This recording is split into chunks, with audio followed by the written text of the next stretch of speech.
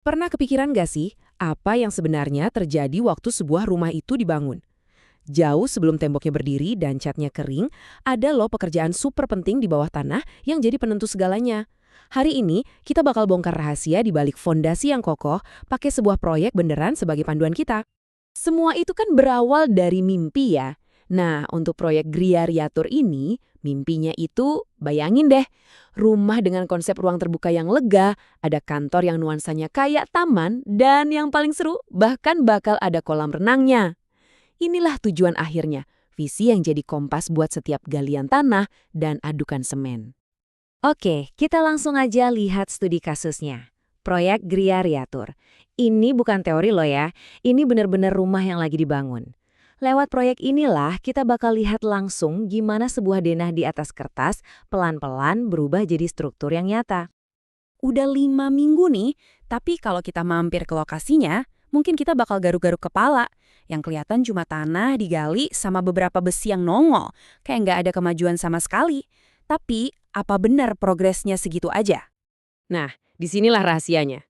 Kemajuan terbesar itu justru terjadi di tempat yang nggak kelihatan. Jauh di bawah tanah, pondasi tapak yang vital itu udah selesai dan tertanam kokoh. Apa yang kita lihat di permukaan, kayak pedestal dan kerangka awal, itu cuma ujungnya aja dari semua pekerjaan besar yang udah beres. Ini nih, perasaan yang wajar banget dialami sama siapa aja yang lagi bangun rumah. Pengennya cepet jadi, tapi kenyataan di lapangan kok rasanya lambat banget. Jadi, apa sih sebenarnya yang bikin kelihatannya lambat? Ternyata, biang keladinya itu pekerjaan tanah. Proses nimbun, madetin, terus gali ulang tanah cuma buat mastiin ketinggiannya pas, itu sering banget diremehin. Ini bagian yang paling nggak glamor, paling kotor, tapi justru salah satu yang paling krusial dan makan waktu. Jadi proses yang kelihatannya lama ini sebenarnya wajar banget. Ini emang fasenya di setiap konstruksi. Yuk kita bedah lebih dalam. Ada 9 langkah kunci buat bikin fondasi yang super kokoh. 4 langkah pertama ini ibaratnya kayak koki lagi siapin bahan-bahannya. Semua tentang menciptakan dasar yang sempurna, mulai dari ngukur dengan presisi, gali lubang, kasih lapisan pasir biar stabil, dan terakhir menuangkan lantai kerja. Semuanya persiapan sebelum struktur utamanya dirakit. Oke, jadi apa sih lantai kerja atau lean concrete ini? Gampangnya gini, ini tuh bukan beton buat kekuatan.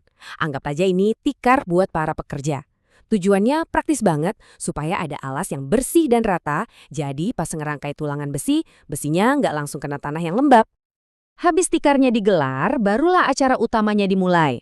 Tulangan baja dirakit jadi kerangka, terus beton pertama dicor buat pondasi tapak. Abis itu, cetakan buat pedestal disiapin, dan yang paling penting, tulangan buat sloof dipasang, siap ngikat semuanya jadi satu kesatuan sebelum dicor lagi bareng-bareng. Nah, kita sampai ke istilah penting berikutnya. Sloof. Kalau pedestal tadi itu kaki-kakinya, bayangin deh, sloof ini kayak tulang panggul yang nyambungin semuanya. Perannya krusial banget buat nyebarin beban seluruh bangunan secara merata ke setiap titik pondasi. Biar nggak ada yang kerja sendirian. Oke, setelah 9 langkah yang kelihatannya ribet tadi, hasilnya apa? Nah, ini dia momen ajaibnya. Sesuatu yang tadinya cuma garis-garis di atas kertas, sekarang mulai punya bentuk fisik di dunia nyata. Denah udah jadi kenyataan. Jangan lupa, semua ini tuh berawal dari sini. Cuma dari sekumpulan garis dan angka di atas kertas. Sebuah cetak biru dari mimpi. Nah, semua sistem yang barusan kita bahas ini, dari pondasi tapak, pedestal, sampai sloof, nama teknisnya adalah substruktur. Ini nih pahlawan tanpa tanda jasa di setiap rumah. Kerjanya non-stop di bawah lantai, nyalurin semua beban bangunan ke tanah dengan aman. Dan akhirnya jadi inti rumah yang gak bakal goyah. Pekerjaan yang kotor, lambat, dan tersembunyi ini pada akhirnya adalah bagian terpenting dari seluruh rumah. Inilah pondasi yang akan menopang segalanya, memastikan rumah impian ini bisa berdiri tegak sampai generasi berikutnya. Oke, pondasi beres. Terus apa lagi? Nah, kabar baiknya, bagian yang paling lama dan nggak kelihatan itu udah lewat. Sekarang kita masuk ke pembangunan vertikal, yang progresnya bakal kelihatan jauh lebih cepat dan memuaskan.